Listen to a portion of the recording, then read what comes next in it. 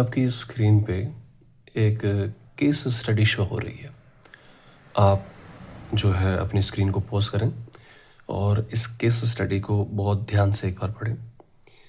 इस case study में कहा गया है कि आजकल जो फार्मिंग है, हाइड्रोपोनिक एंड अदर टाइप की फार्मिंग है, वो बहुत पॉपुलर है और उसके रिगार्डिंग ये केस स्टडी है। आप इसको बड़े ध्यान से पढ़िए। इसमें कहा गया है कि कोई फार्मर अपने घर के पीछे एक जो है गार्डन में क्या करना चाहता है, ये फार्मिंग करना चाहता है। तो जो एरिया है गार्डन का फार्मिंग का, वो है 60 मीटर स्क्वायर और उसने जो वॉल्स क्रिएट करी हैं वो 3 साइड से करी हैं। चौथी वॉल उसके घर वाली है। इसको मैं आपको पेपर में दिखाता हूँ कि ये दिखेगा कैसे। तो अगर आप देख पा रहे होंगे तो यहाँ पे मैंने थोड़ी कोशिश की है। ये उसका घर है, पीछे ये गार्डन है जिसमें first wall, second wall, third wall और चौथी वॉल उसके घर की हो जाएगी।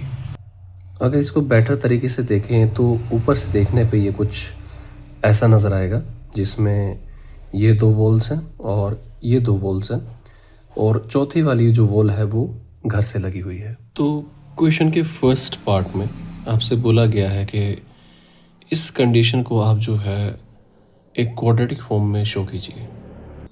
तो क्योंकि जो हमारा गार्डन है वो रेक्टेंगुलर है, तो दैट मीन्स वहाँ पे लेंथ एंड ब्रेड्थ दोनों होंगी। तो लेंथ को मैंने x कंसीडर कर लिया है और ब्रेड्थ को मैंने y कंसीडर कर लिया है। और गिवन चीज़ क्या है कि इसका जो एरिया है वो है 60 मीटर स्क्वायर। और फार्मर ने जब इसकी फेंसिंग करी बार्ब्ड यानी कि कंटीले तार से, तो 3 तरफ की है, यहाँ, यहाँ और यहाँ। यहाँ नहीं की है, ये ऑलरेडी हाउस की वॉल है, यानी ये कवर्ड थी पहले से। तो अगर इसी बात को लिखूं तो क्योंकि उसने 34 मीटर यूज़ किया है टोटल वायर, तो यानी लेंथ जो है वो x plus y plus x हो जाएगी। In overall it will be 2x plus y equal to 34। This is equation number 1। और कहा कि एरिया कितना है 60, तो area is length into breadth, so that means x into y equals to 60। एंड यहाँ से मैं अगर y की वैल्यू निकालूँ, so this will be 60 upon x। So इस वैल्यू को हम इक्वेशन 1 में सब्सटीट्यूट कर सकते हैं और जैसे ही आप सब्सटीट्यूट करते हो तो ये बनता है 2x plus 60 upon x equal to 34।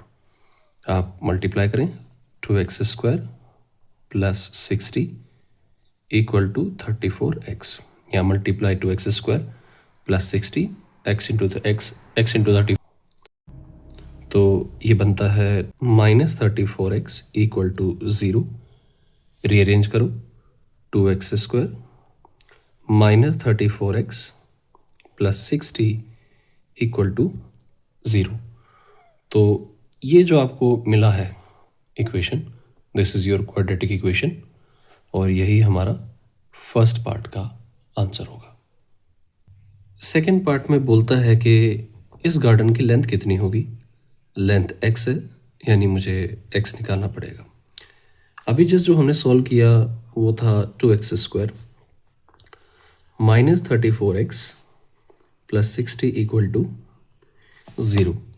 अगर हम यहाँ से 0 की वैल्यू निकाल लें तो हमारा आंसर आ जाएगा। मैं 2 कॉमन ले लेता हूँ, this is x square minus 17x plus 30 equal to 0। तो आपके पास बचेगा x square minus 17x plus 30 equal to 0। अब यहाँ पे आप क्वाड्रेटिक लगाइए या कोई दूसरी तरीका, तो मैं यहाँ पे अप्लाई करूँगा मिडल टर्म स्प्लिटिंग। सो उससे हो जाएगा x square minus 15x minus 2x plus 30 equal to 0। कैसे? 30 के factors 15 and 2 which will make 17। तो फैक्टराइज करता हूँ इसको।